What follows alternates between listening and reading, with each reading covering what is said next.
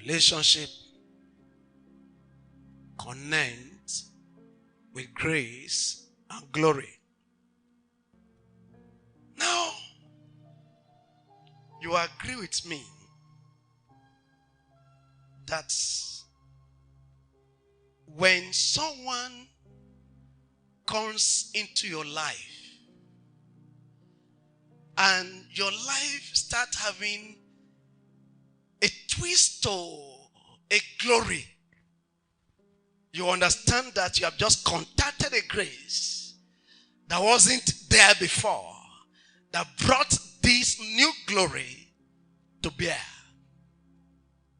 So when we come into a relationship, when we have sex or have association, and in the midst of that association, what happens to us and the situations we find ourselves, at the end will define whether we are actually connected with grace that will result to glory, or connected with something that is not bringing you a sense of fulfillment, that you know whether that relationship is something to be kept or is something to be discarded.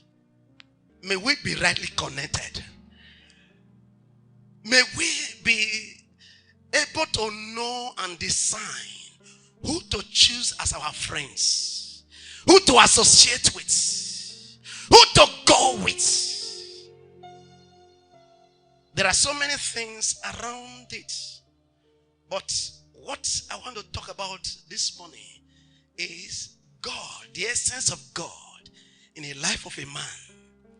And when God is formed, and you know that this person is God-fearing, this person hooks up onto God, then make the person the mix of your relationship. All right, let me just use Joseph for example. When Joseph came into the house of Potiphar, he discovered a need. I guess there was a lack. I guess the enterprise was not buoyant. I guess the lack in the house wasn't that there was no plenty, but it was not prosperous. And in that strength, there were still some challenges. There were still some dark spots. There were still some things that are not making things work. So when Joseph came in, he saw that place as a point of need. And Joseph occupied it. At the moment he occupied it, we are told how the master saw it. That Joseph prospered. He was a prosperous man, even in the house of his master. And his master saw the hand of God upon him. When we are entering into a relationship, for instance, marriage or workmanship or work or anything at all, first, one will have to understand that the first thing is the need to come together. It's not to come and exploit each other or defraud each other. It's to see how can I contribute eternity, contribute value, contribute my product. How can I bring service to bear in this relationship that will bring joy, that will bring loudness, that will bring life, that will bring strength, that will bring glory, that will bring about the revelation of my grace or the grace of God at work in my life. How can that be best? And when that happens, that makes it. Friend, when you have a need and when you see a need, it's a means to connect you to eternity, the divine nature of God. Or if you have a need and the need is you are hungry of God, you are thirsty of God, God will satisfy you. And when God satisfies you, every other person that come across your way, God will use that means to connect such to that grace and glory. So your need should not be a means to just satisfy your stomach or satisfy that need and let it end here and forevermore. No, let it be. Can you remember? It was in need of Hannah that made Hannah to go all out in prayer and longing for God. Lord, just satisfy me. And you see that Hannah, God met the need, and Hannah was able to connect with eternity using her own vessel, using her womb to produce a child to satisfy her need and to satisfy the need of heaven.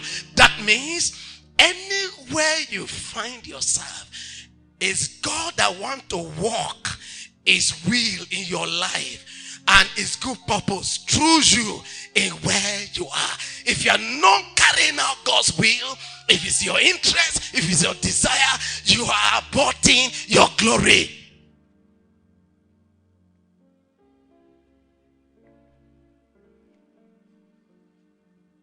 The Lord will help us. So a need is a point of divine connection. So connect with people who may have a need, or look for the divine information that God had embedded in it to satisfy that need. Then your heavens will be opened. What should be who should be our associate? Who do we connect with? Number one, choose your friend carefully. What did I mean?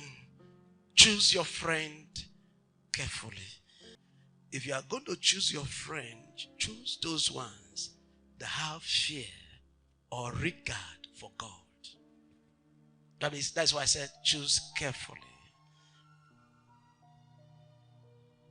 Those that reflect God's glory.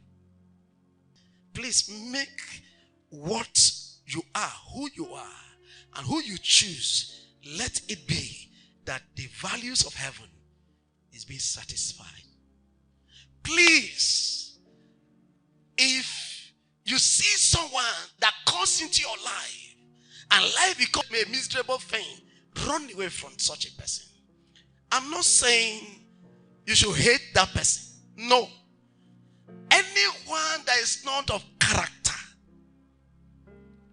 I've been saying it before, you are permitted to associate, to love, you are commanded to love everyone, but you are asked to choose who to be. You have the right to associate with people who you want to associate with. Can you remember in Mark chapter 3 verse 13 to 15, Jesus went to the mountain and chose who he wanted. So it is not just every dick and honey that can become your friends. If anybody will not sharpen you in God, will not make a good impact on your life to make what you are here for to become possible, please. But not those God is using to build you. Look at what Potiphar did. Potiphar quickly went closer and gave him everything.